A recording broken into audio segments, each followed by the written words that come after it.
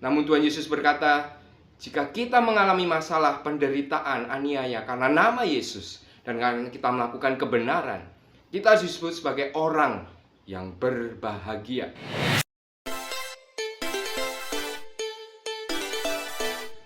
Kehidupan manusia tidak pernah lepas dari masalah, kesulitan, dan pergumulan.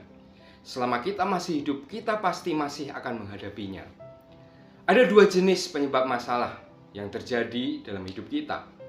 Yang pertama, masalah yang terjadi karena kesalahan kita. Ini adalah masalah yang disebabkan karena kita berbuat kesalahan. Tuhan menginginkan melalui masalah ini kita bertobat dan kembali kepada jalan Tuhan. Yang kedua, masalah yang diizinkan Tuhan terjadi.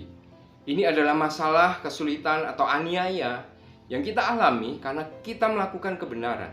Kita tidak melakukan kesalahan, tetapi kita mengalami atau menghadapi penderitaan. Tujuannya adalah agar iman kita semakin murni, kita semakin dewasa, dan akan ada upah bagi kita.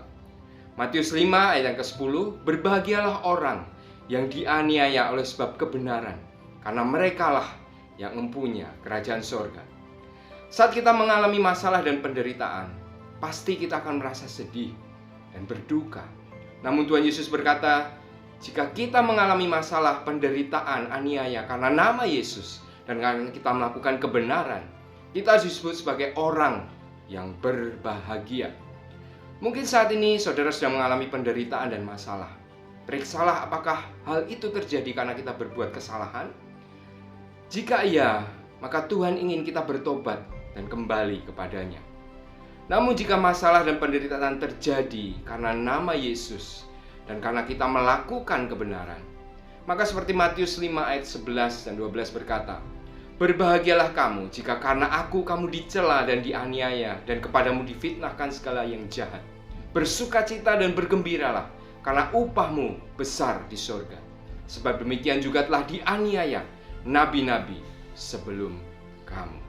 Saya Mesak, be humble and keep learning.